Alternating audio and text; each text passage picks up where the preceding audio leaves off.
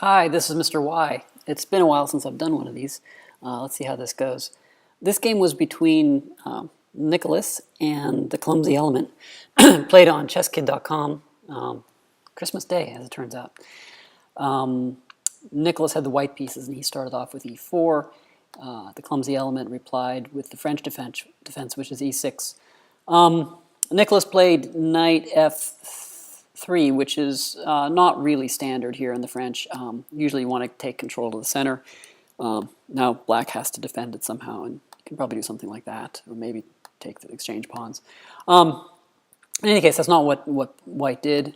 Nicholas moved his knight out, which is fine. And black replied by taking control of the center. Black probably had a little bit of an advantage here. E takes d, pawn takes d, bishop d3. I didn't like this move at all because now this pawn is blocked, which means that this bishop is blocked, which means that this rook is blocked, which means that you've got some issues to untangle before you can get this, before you're ever going to be able to develop. So that was not a good move. I think Nicholas realized it because after black replied, pinning his knight to the queen, he unpinned by putting the bishop back there, undoing the whole problem that he had with the bishop. He spent an extra move on the bishop, but at least now he can castle, and neither piece is actually pinned anymore. He can move either one. Black made the interesting move of taking with the bishop. Not the best move. You never want to develop your opponent's pieces. So now the bishop is in a good spot.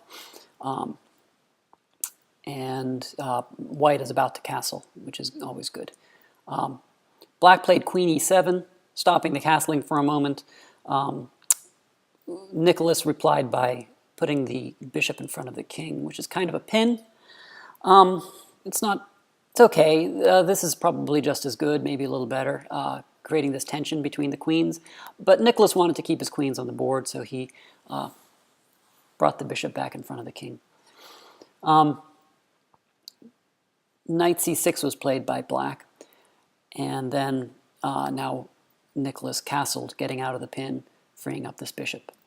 Knight e5 was played. I guess the idea here is that after this is played, which he does, well, I've already got the arrows indicating that this bishop could conceivably come up to here and hit the king, and the rook at the same time would be pinning the queen. So he put the knight in there instead to keep that from happening. Probably better would have been to, going back here, probably better would have simply been to move the queen out of the way, or to castle, maybe queen h4, or maybe castling, either one of those, rather than putting the knight up like he did. But it's, okay, that wasn't played. Then we have the, Nicholas moving his rook there. Keep an eye on that rook. That rook hitting this queen and this king is going to be a recurring theme in this. Well, not the king, because they black castle at this point. Getting out of that. Now let's see if you can spot a move that Nicholas missed here that actually wins some material. Pause the video if you need to, because I'm going to go right ahead and show it to you. All right. Now that you're back, probably spotted that since I gave you a clue. Why does that win? Well, A, that's check. Okay, so that moves the king over. And now you've got a free move to hit this knight, which is, of course, pinned to the wrong button, pinned to the queen. So now the knight can't move without losing the queen. The knight's going bye-bye. At this point, maybe play f6, probably the best move, and then you take, and you take. Now the pawn is also pinned, so you can attack that as well. But Nicholas didn't play that. Keep an eye on this square. The square is going to be important. This is the g4 square. It's going to recur over and over again in this game. So Nicholas didn't play that. What did Nicholas play? He played knight c3, attacking the pawn, I suppose. Knight c6 was played, retreating this knight. I'm not exactly sure why he did that. That actually makes things even better for white. You can probably spot why. Again, here's the g4 square. Again, we have this rook powering down the middle of the board, hitting the queen. Bishop g4 wins the queen. Unfortunately, Nicholas didn't play bishop g4. He played b3. And then we have knight f6. Bishop g4 is still in play. Bishop b2 was played instead. Knight e4. Where's e4? It's down here. So we bring the knight up here. That blocks the revealed attack against the queen. Also potentially threatens this knight. And again, bishop g4 is still interesting because now, even though the knight is blocking, the knight would be pinned to the king. But Nicholas didn't spot that, I can only presume. When you put a rook on this square and there is a queen opposite it, always, always, always be on the lookout for revealed attacks. This is sort of something that comes up again and again and again, and especially in this game, obviously. And it wasn't capitalized on. So we have Nicholas went ahead and took the knight. I wonder if taking the pawn would have been better. I'm just exploring here offhand. So this gives, according to the computer, 7/8 of a pawn advantage. This is not as good. I wonder why that is. Oh, because it just drops the knight, of course. All right. All right. So he took the knight. D takes. That opens up this rook to this queen. So we still have, now this is going back and forth in opposite directions. Bishop b5 was played. What? Bishop b5. Oh, so now he finally brings the bishop out. Probably not to the best square. Attacking the knight.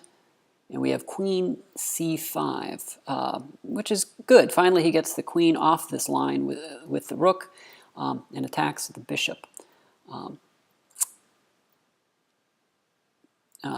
Nicholas goes ahead and takes the knight. This is good because, well, not only does this previous move get the queen off that file with the rook, it puts it on a diagonal with the king, and that's something you want to remove. So even though Nicholas gets rid of his bishop pair here, he has two bishops, and two bishops is almost always better than, say, a bishop and a knight, he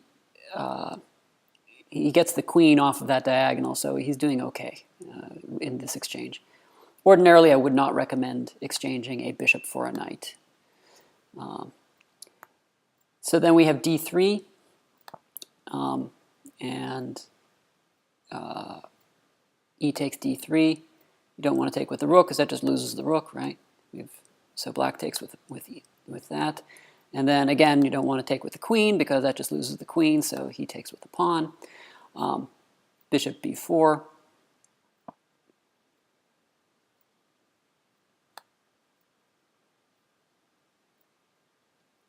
And that hits the rook. Now again, I'm going to let you pause. Nicholas missed the tactic here.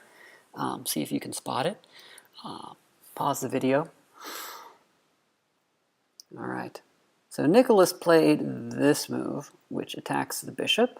But of course, then the bishop can simply move, which is what he did. A better move is, again, this g4 square, queen g4 check. So now we have a fork. Oops, make that arrow longer. Queen g4 attacks the bishop and the king at the same time. But Nicholas missed that, unfortunately. He moved his rook out. Bishop c3 was played by the clumsy element. And then, again, there's a move which would have been nice. See if you can spot this. If you spotted this, you're doing better than Nicholas. This is nice because it forks a loose bishop and a queen, which is always loose. Right? Remember, look for loose pieces. Queens are always loose. Kings are always loose. So this bishop is fair game. Instead, he just took it. So actually, it's not entirely loose, is it? Right? Well, here's an interesting concept that I've been muddling around with my brain lately. If a piece is attacked once and defended once, then effectively it is loose, right? Because it's the same as being completely unprotected or being protected twice and attacked twice. Anytime you can add one more attacker and win the piece, then it's a loose piece. So this would have won it. So he just took, and what did black do? Black took back, and then we have rook c1, hitting the queen, and then an interesting move for here. Rook takes d3. All right, so now we have this rook attacking this queen, and this rook attacking this queen. And so what do? Well, let's see. I'm sure Nicholas went through these calculations here. If we take the queen, then we lose the queen with checkmate. Okay, so that's no good. So what's another option? How about if we take the rook? Well, then we just lose a queen for a rook. That's no good. Okay, so Nicholas is in a bit of a pickle, right? Well, he found the good move. Let's see if you can find the killer move here. If you need to, pause the video. And again, g4. Queen g4, that's check.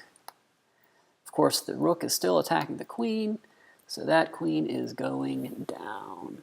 So king b8 was played. Nicholas happily took the queen. Rook takes back. So now Nicholas is up a queen for a rook. Okay? And that rook is undeveloped too. Nicholas played h3, getting rid of the possibility of the back rank checkmate. Clumsy element decided to throw in the check anyway. Nicholas takes advantage of the flight square he just created. e6 was played, giving his king some luft so that he can get the rook off the back rank. Nicholas happily munched on a pawn. Rook d8, munch, rook c2. Rook c2 was played here. This attacks this pawn and this pawn at the same time. Rook c4 was played, which is interesting. Look at that. Okay, now let's say that that the clumsy element was clumsy and played rook takes one of the pawns. Okay, then we have queen takes check, king has only one choice, check, king has only one choice, and do you see the checkmate? Checkmate. This is known as a dovetail checkmate. Right? His two pawns are preventing, his own two pawns are preventing him from going to those two squares, and the queen is blocking all the other squares. And of course the rook is supporting the queen. So rather than take one of the pawns, the clumsy element has to take the rook. So that's always good when you're up material, force an exchange. And now we have rook down to d2, again threatening these two pawns, except this pawn is now protected by the queen. So what do we have? Queen e8 check. He unprotects this pawn and applies a check. King b7, that's forced. King g3, and this is an interesting move. I kind of like this. He sort of leaves this pawn hanging. What happens if he takes that pawn? Well, that's what he did. He took his rook takes a2. We have Nicholas pushes a pawn. That's one of the maxims of chess. If you have a passed pawn, push it. Rook c2. Now this is interesting. He could have gone here, right, to attack the pawn. There's only one problem with that, is that it immediately loses the rook. So instead, he plays to rook c2, now hitting this pawn, right? The only trouble with that is that it immediately loses a rook, because this is check, and the rook falls. So after the clumsy element moved the king to a6, Nicholas took the rook, and the clumsy element resigned. So that was a good game, Nicholas. You missed a few tactics, but overall, this was a good game. You got your pieces in the right places. I didn't really like this move, obviously, but you rectified that quickly enough. And I liked the moving the rook to e1 and everything that produced. You got to keep an eye. Now you've got this battery here. You really have to keep an eye on this square. This is a great square for a bishop or a queen after black has castled to the king's side, queen's side rather. So we have this possibility, which Nicholas missed. Again, okay, same idea. I mentioned, of course, this square. You also have to keep in mind this this attack on the queen. This latent attack is just waiting to happen, and you've got to pick your moment to do it. And this would have been a great moment, right, to bring the bishop out to here, winning the queen. Alrighty. And what do we have here? Bishop takes. And again, another missed opportunity. There's, again, the same square. Didn't happen. And then we have this nice tactic that you did finally pull out, putting the queen on g4, winning your opponent's queen. And then it's game over. And you spotted this fork very nicely. I actually like the way you gave him another chance to find the bad squares to put his rook on. All right. So go play chess. I'll see you next week.